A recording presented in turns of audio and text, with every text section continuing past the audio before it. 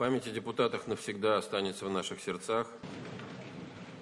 Минуты молчания депутаты сегодня почтили память своих коллег Габдулхая Каримова и Айрата Хайруллина, которые ушли из жизни в этом году.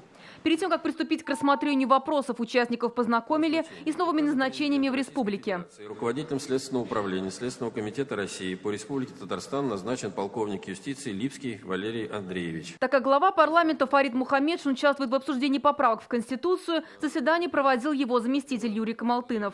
Один из первых вопросов – присвоение Казани звания «Город трудовой доблести». Предложение депутаты поддержали. В Казани производилось более 600 наименований оружия, боеприпасов, снаряжения. Была обеспечена бесперебойная работа по изготовлению и поставке на фронт. На авиационных заводах города был выпущен каждый 6-й боевой самолет. Решение принято. Спасибо. Еще один важный доклад от министра внутренних дел. Количество преступлений увеличилось, а вот раскрываемость снизилась более чем на 10%.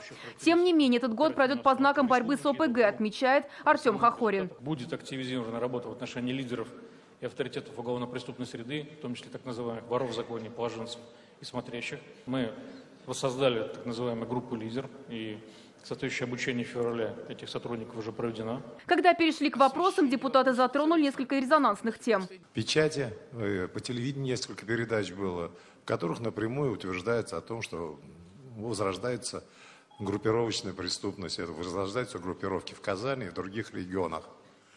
Вот мне бы хотелось услышать, соответствует это действительности или нет. Было названо, что 2/3 детей, школьников в Челнах, они уже в идеологии АУЕ. Но это нет, конечно. Там, есть несколько десятков, мы не скрываем, эти группировки выявлены. Министр отметил, работа в этом направлении усиливается, значит, стоит ждать роста показателей детской преступности. Нагрузка увеличивается. А что с зарплатами, спрашивают депутаты. Как люди, несущие службу, возложив на свои плечи такую ответственность, получая зарплату 25 тысяч. Серьезная поддержка была при переходе из формата в милицию в полицию.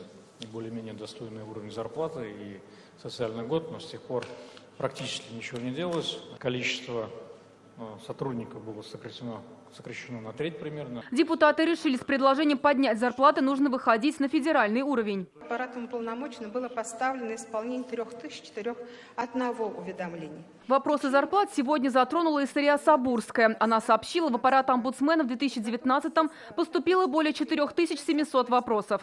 Обращений стало больше на 1/3. Это проблемы ЖКХ, образования, трудоустройства, здравоохранения. Наибольшее количество уведомлений поступило по вопросам доступности записи к врачу. Обращаясь к Министерству здравоохранения с просьбой принять дополнительные меры, направленные на организацию своевременной записи к специалистам медицинских организаций, осуществляющих оказание амбулаторно-поликлинической помощи. Есть судебные заседания, которые требуют участия уполномоченного по правам человека в республике как третьего лица. Сегодня Сария Сабурская рассказала, что у нее нет права заявиться на рассмотрение дела самостоятельно.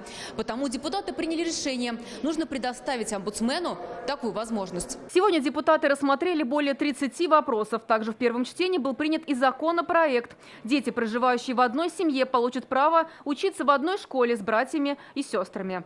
Зарина Ахметова, Ильшат Мухаметов, ТНВ, Казань.